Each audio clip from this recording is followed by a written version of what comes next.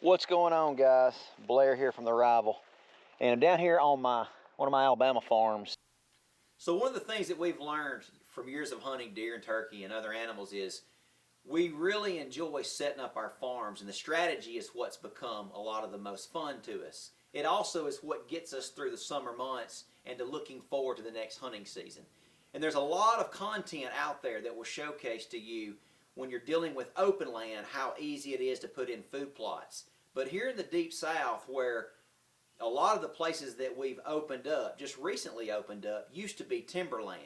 And it's just been opened up with a dozer here or an excavator in just the last year or so. And it's much more hard to grow plants to an optimal level so that wildlife really seek them out. So this series, throughout the summer, we're going to take you through some of the properties here in the state of Alabama in the Deep South and show you some of the strategies that we do to set our food plots up and our properties up to be the best wildlife property that it can be. It's not an easy task when you go in and you take a piece of property that was 100% or 98% all timberland and you've converted it into a wildlife property and you've opened up some areas and trying to grow some plants.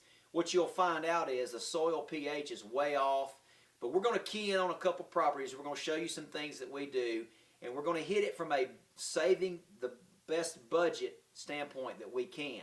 So follow along this summer. We're going to show you some cool strategies. Right here's one we're fixing to get kicked off. I actually came down and turkey hunted early this morning, but I bailed pretty quick because I got some work to do. Going to start to get some beans in the ground. This is a 6-acre field that we dozed off. You can see last year we dozed it off end of last summer, and then ahead of the fall we put wheat, rye, oats, and crimson clover in here. And you can see it's come up and did fairly well for the first year of planting.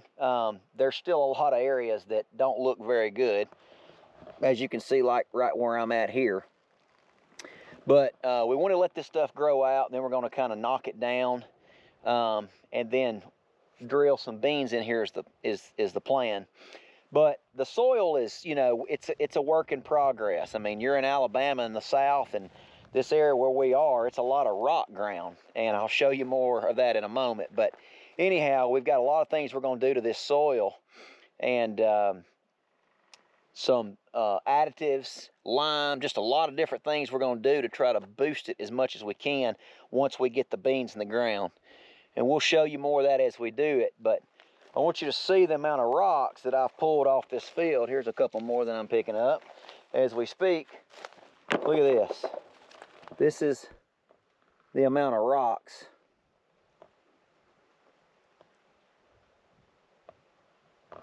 So I've been riding this field for about the last 2 hours and just kind of picking up rocks and throwing them over there, try to get them off, because we're going to drill beans in, and I really don't want to hurt the planter that we've got. So but anyways, just kind of checking in. It's the end of April here. We're about to get to work, real busy on our Alabama farms here. And this is one of the farms that we're really been working on. We're developing all these farms. Most of them was timber ground a few years ago, so it's first time fields, and it's just, we're going to show you the whole procedure that we go through to try to make it as best that we can so to grow plants at the most optimal level. It's a work in progress, but it's fun, and that's why we do it. But we love land management. We love developing our properties, and we love watching the wildlife, enjoying them. Keep checking in with us here on YouTube, and we're going to walk you through this process and kind of show you, hopefully, the things that we do, and maybe you can start some of these practices on your ground, and maybe you'll have some luck. And a lot of it's just, trial and error. We try a lot of things, and some stuff we find out don't work as well, and some stuff works great, but that's just part of it. Well, we just pulled up. We're checking a mineral site. This was pretty much a big old stump when I first put it out. And they've really been in it pretty good. Been chewing at it. I like the way this looks a lot, so I'm going to add some more to this. Hung a camera over there, as you can see. But we'll put some more of this lick and grow out on this and keep it juiced back up. I put it out second week of March or so, and we're almost into May, just a few days before May. So I like the way they've hit this one pretty well. There's been a lot of deer on it, so we're gonna freshen it up, keep it active, keep feeding them.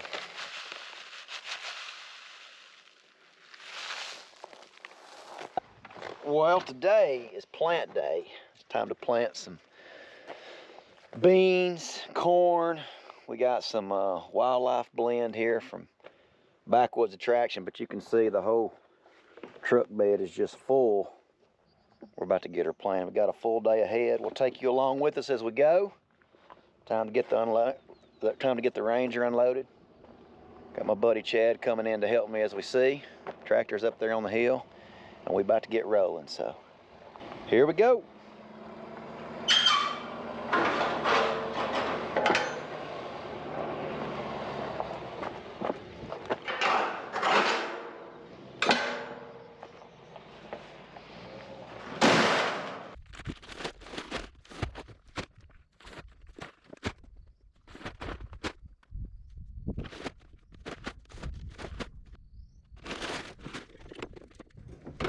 All right, so what we have here, we're on the far northwest corner, and this is the closest spot to where Bart's farm is, so we want to make it real good, so we make sure no deer go that way. We want to keep them all over here. So I've got Ladino. Well, obviously this is the fall blend last year, Backwoods Wildlife Products, wheat, rye, oats, crimson clover in it. But then I came in March and I sowed Ladino clover all up close. The reason is I'm never going to change this, okay? So I'm not going to do anything with this today. I'm going to let this continue to grow. I'll spray it later, but I want the wheat to kind of keep some moisture, you know, and a little bit of shade in the clover so that when it gets hot, it don't die off. But the whole, you know, 2/3 of the back half of the field, where it kind of goes back and widens out, we're going to put Backwoods Wildlife Product blend back there. It's got some sorghum in it. It's got beans in it. It's also got some buckwheat in it. We're going to try to grow the soil is what we're really trying to do. I'm going to add more beans to it, but that's kind of what we're going to do. It's not a lot back there. It's about this whole field is like 1.8 acres. So it's probably about an acre that we're going to do it. But several reasons to grow the soil. The other thing is I've got about a 2.5 to 3 acre field right here in the bottom. And hopefully this will take a little more of the pressure off that field as well, because we're going to put all of that field to beans. But we got a plan. Only God ever knows if it works, to be honest with you. But that's kind of the plan. The fun thing is it's all about bettering the property. It's about trying things. You know, this is rough soil. It's not optimal. We dosed this out and then dissed it last year.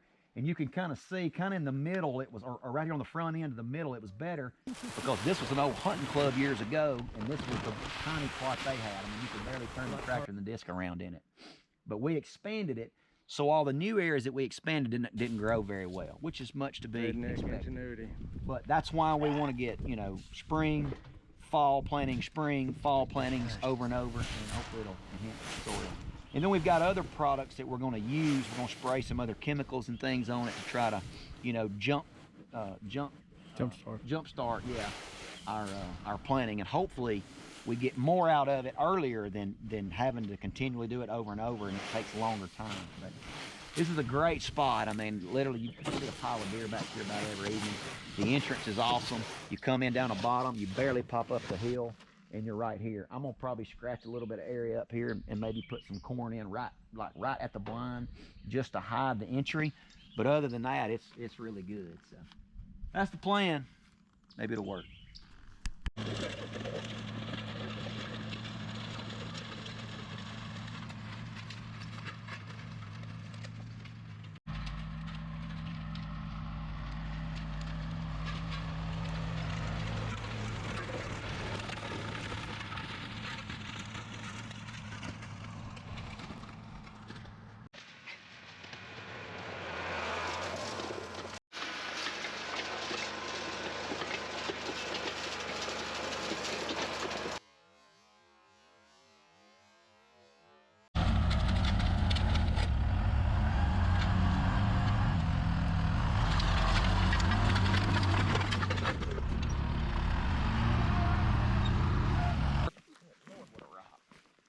This is what we're dealing with right here.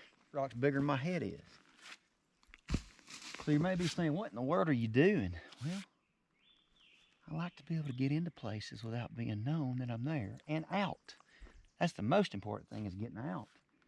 So I'm gonna just sow some corn right here. Try to get it up, you know, it'll, I don't know, come up maybe 5 or 6 foot. It ain't gonna do 8 or 9. This isn't the Midwest. But I'll plant some corn right here so I can ease up that road, slide right in, and this whole thing will be a field. So again, the front part we're letting grow up in Ladino.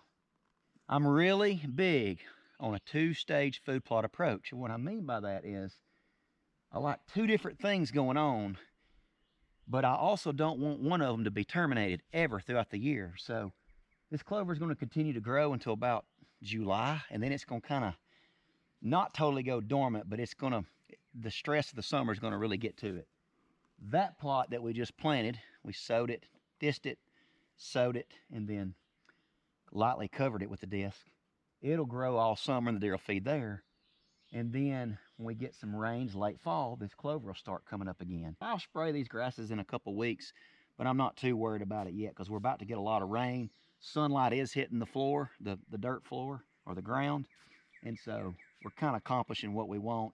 And then this grass will kind of protect that young clover. When clover's first coming up, deer don't bite through, they grab and pull. They grab and pull. So when they grab and pull, they break. That's how they kind of eat. They don't just bite through things. So they're really bad when you first plant clover and it's slow establishing the root. They'll pull it right up and uproot it if you're not careful. So it's really important to hide it. At least that's what I think. If you don't believe me, that's fine too. But that's my experience with it. So we're going to throw some corn out here to kind of hide this blind, the entry, and then we're off to the next plot, which is just not too far away.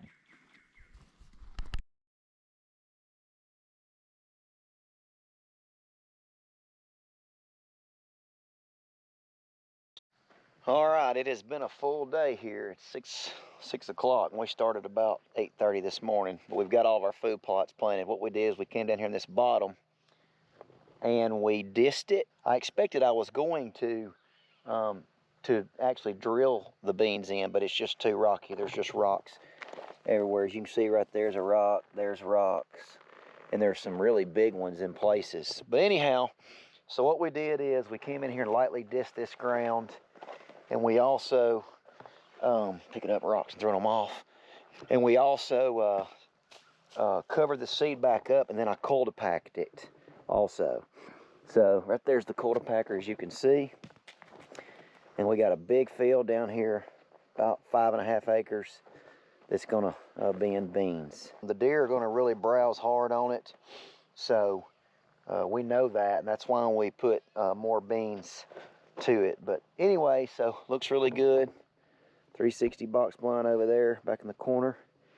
Give you a kind of a closer look here with what we have. So right here, obviously the box blinds right there come in off the hill, but we're going to bring a dozer and create a lane coming right down the wood line. That way you don't interfere with anything on this field. But right down here, we planted corn on this front end. And the reason that we planted the corn on this front end is because we want to make sure that the deer don't see us when we come into this field. Obviously, as you can see, the field mostly lies that way. It's a big rectangle, kind of oval, rectangular shape. Now you can kind of see what we got. Should be good. We'll give you updates as we go.